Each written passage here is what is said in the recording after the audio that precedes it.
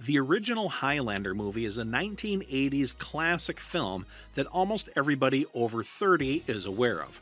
Even people that aren't familiar with the film per se at least know the phrase, "there can be only one." And oddly, as somebody who really enjoys movies, especially movies from that era, this movie kind of slipped by me. I watched the original Highlander once on a VHS rental sometime in the early 1990s. I decided to give it a shot back then, but for whatever reason, the movie just didn't stick with me. I watched it once, returned the tape, and that was pretty much that. I skipped all the sequels, ignored the television series, and more or less forgot the franchise existed. Fast forward to today, when the trailer for the upcoming Henry Cavill reboot started making the rounds, it got me thinking about the original film again. The premise had always sounded interesting, and the remake looks promising enough that I started wondering if maybe I had misjudged the original movie all those years ago. As an adult, I know a lot more about storytelling now than I did then, so I decided it was finally time to give this movie a proper watch, the first time I've watched it as an adult. As I record this, I watched Highlander only for the second time in my life just yesterday. It honestly felt like watching a movie that I had never seen before. I only had vague memories of it. And you know what? The experience surprised me because I found a lot more to appreciate in this film than I expected to. What I discovered was a movie filled with fascinating ideas, memorable characters, wild creative choices, but unfortunately, a movie with enough rough edges that I think it holds it back from being a true classic in my eyes. It's a film that constantly swings between brilliant and awkward, sometimes within the same scene, yet somehow, despite all of this, it was remarkably entertaining.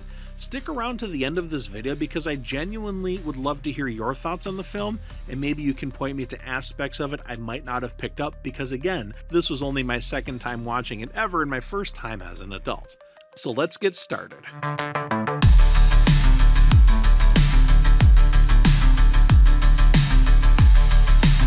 One of the first things that stood out to me during this rewatch was the film's weird structure. Highlander opens in 1985 New York City, and it immediately established a gritty urban atmosphere that feels quintessentially 1980s. The city looks worn down, dirty, noisy, and alive. There's a wrestling match at Madison Square Garden, a sword fight hidden beneath the arena, and all the visual texture that made so many movies of that era feel so memorable. Then, almost without warning, we're transported back to 16th century Scotland. That sort of jumping between time periods becomes the film's defining storytelling technique, and I have mixed feelings about it. On one hand, I completely understand why the filmmakers chose this approach. Connor MacLeod is an immortal who has lived for centuries. If you're going to tell a story about somebody who's lived for hundreds and hundreds of years, you almost have to show it in pieces. It's a much better approach than having him simply talk about the past, but it feels more like a highlights reel from a TV show I never watched, rather than the events of an actual movie. It is interesting, but the transitions felt rather abrupt. The movie doesn't ease gently from one era to the next. It launches itself across centuries with very little warning. One moment you're watching modern-day Manhattan, and the next you're standing in the Scottish Highlands. It's a bit jarring. As a kid, these jumps probably confused me. As an adult, I appreciate the ambition behind them, even if I don't think it always worked. The structure of the story gives the sense of scale, and I do like that. That tension between ambitious ideas and uneven execution follows the movie throughout its entire runtime. Speaking of mixed feelings, let's talk about our leading man, Christopher Lambert, as Connor MacLeod. I want to be fair here because Lambert clearly commits to the role. He's not sleepwalking through the movie. In fact, he brings a genuine sense of melancholy to Connor that helps sell the idea of a man who has watched generations come and go while he remains unchanged. But man, the accent, the way he talks is super distracting. Lambert, in real life, was born in the United States and raised largely in France, and his voice has always had a unique quality. In Highlander, that uniqueness becomes impossible to ignore because he's supposed to be a Scottish warrior, but what actually comes out of his mouth sounds like it's his own personal nationality. His line delivery pulls me out of the story from time to time, yet oddly, it almost works in a strange way. Connor spends centuries existing between cultures, never truly belonging anywhere. Lambert's unusual delivery unintentionally, or who knows, maybe intentionally, emphasizes that feeling. And it suits his character pretty damn well, actually. It's just kind of distracting. Sean Connery shows up as Ramirez and becomes Connor's mentor. From the moment Sean Connery arrives, the movie takes on a completely different energy. I've always enjoyed Sean Connery, whether we're talking about James Bond, The Hunt for Red October, or almost anything else he's in. The man simply exudes screen presence. See my review of one of his lesser-known movies, Outland, link in the description below. What's funny is that Ramirez feels like he wandered in from a completely different movie. One minute we're dealing with gritty urban fantasy, the next we're watching a jovial, smiling Sean Connery dispensing wisdom and charm, and generally behaving like Sean Connery, who sounds less Spanish than Lambert sounds Scottish. Nothing about the casting makes sense, if you think about it. We have a French guy playing a Scotsman, and an actual Scotsman playing an Egyptian who took on a Spanish name. It's one of those wonderfully weird 1980s casting decisions that somehow became part of the movie's charm. Connery is clearly having fun here. His enthusiasm carries through those long scenes, and you can just tell he's enjoying himself. Knowing that he reportedly filmed almost all of his stuff within about a week, sort of explains why he comes into the movie and then stays for a while. It feels like a completely different movie, and then he exits.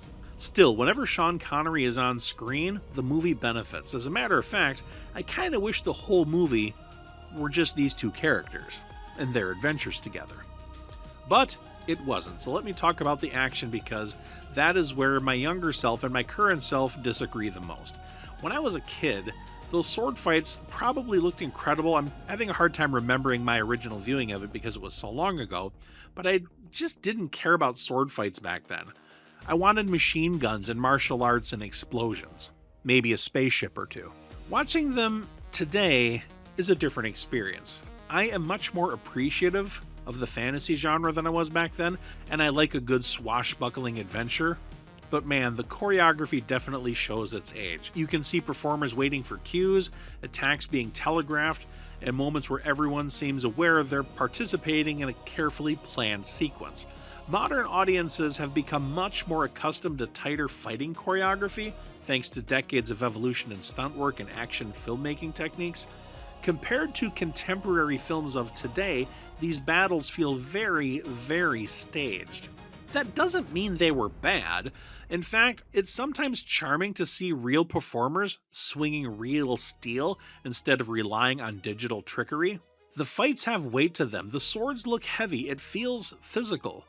You can sense the effort involved. At the same time, I found myself imagining what a modern stunt coordinator could do with this script. The idea of immortal swordsmen battling across centuries is an incredibly cool idea. The execution just reflects the filmmaking standards and limitations of the era. The practical effects fall into a similar category. Some of them hold up surprisingly well, others definitely show their age. Early in the film, there's a brutal impalement sequence that is meant to shock the audience. The effect still works to a degree, but you know what? I could see the cables holding up the guy. That's not necessarily a criticism. Every era has its technological limitations. If anything, seeing those limitations reminds me of how much creativity filmmakers had to have in order to present something that was passably realistic, before computer-generated trickery. One area, though, where I think the movie genuinely stumbles is the police investigation subplot. Early on, it seems very important to the film. A decapitated body is discovered in Manhattan, detectives begin to investigate. The movie appears to be setting up a substantial mystery that will run parallel to the immortal storyline, then it simply fades away and disappears from the movie completely unresolved. Did the cops ever figure it out? The movie just stops showing us the cops and forgets they ever existed. The investigation never develops into anything as meaningful as the setup suggests it would. Characters stop caring about it, and eventually the audience is expected to stop caring about it as well. As a kid, I probably didn't notice. As an adult, it stood out immediately. It's one of several examples where the screenplay introduces interesting ideas, but doesn't quite know what to do with them. It doesn't ruin the film, but it contributes to the feeling that Highlander is always reaching for greatness without quite getting there. But anyway, enough on that. Let's talk about Crugen, our film's big bad guy. And honestly, this is where the movie truly comes alive for me. Clancy Brown, who I love in everything I've ever seen him in, Starship Troopers, The Shawshank Redemption, he's excellent in the Penguin television show, he absolutely steals this film. Connor may be the protagonist, but Crugen is the character I keep thinking about. Brown attacks the role with complete commitment. Crugen is brutal, sadistic, unpredictable, and somehow incredibly entertaining at the same time. Every scene that he's in, the energy level of the movie rises. The famous church scene perfectly captures why the character works so well. He storms into a sacred place with all the subtlety of a wrecking ball and proceeds to dominate the entire sequence. He's over the top and theatrical. He's completely ridiculous in the best possible way, and I just love it. Crugen doesn't feel like a man, he feels like a force of nature. Clancy Brown seems to understand exactly what kind of movie he's in. The result is one of the most memorable fantasy villains of the 1980s. At the end of the day, though, what saves Highlander is not the action or effects or even the villain, it's the premise, and that's not something I normally say about movies. Immortals secretly living amongst humans, warriors battling across centuries, a mysterious gathering, a prize waiting at the end, and one simple rule: there can be only one. That is a fantastic concept. It's simple enough to understand immediately while being rich enough to inspire endless questions. Why do these immortals exist? Where do they come from? Why must there be only one survivor? The movie doesn't provide all the answers, and based on what I'm seeing of the sequels on IMDb and Rotten Tomatoes and so forth, I'm not particularly optimistic that I'm going to get a satisfactory explanation. Still, the mystery is part of what makes the premise so compelling. More importantly, the film succeeds in communicating the loneliness of immortality. Connor survives while everyone he loves eventually dies. He watches entire generations pass away. Beneath all the sword fights and fantasy elements, there's a core emotional part of the story that lands surprisingly well. By the time we reach the finale of the film, complete with its gloriously dated visual effects and enormous bursts of energy representing the prize, I found myself smiling despite all of the movie's flaws. Not because Highlander is perfect, far from it actually. I had fun watching the movie. And you know what? If a movie is fun to watch, I think by default that means it's a good movie. Even when it stumbles, I could feel the filmmakers reaching for something larger than a typical action film, and that ambition makes the flaws easier to forgive. When the credits rolled, I walked away having enjoyed myself far more than I expected. I don't love Highlander the way some longtime fans do. Sorry, hardcore fans, if you're watching this. I'm probably never going to rank it as one of my favorite films, but I finally understand why people have remained so passionate about this movie for 40 years. The movie has a unique personality. That's also why I'm so excited about the reboot. If modern filmmakers can preserve what works while smoothing out some of the rough edges, they might have something special on their hands. Here's hoping they don't screw it up. In my mind, this is about the perfect movie to reboot or remake. It's an excellent concept that could use some polishing. In the meantime, this rewatch accomplished something I never expected. It made me curious about the rest of the franchise, curious about the sequels, the television series. I've already lined up some of those follow-up viewings, and I have a feeling they're going to lead to some interesting videos based on the reputations of certain sequels. We'll find out soon enough. If you enjoyed this video, give it a thumbs up and let me know in the comments what your experiences with Highlander are. Did you like Crugen as much as I did? Are you excited about the new reboot film? I think Cavill is probably the perfect person to cast for the film.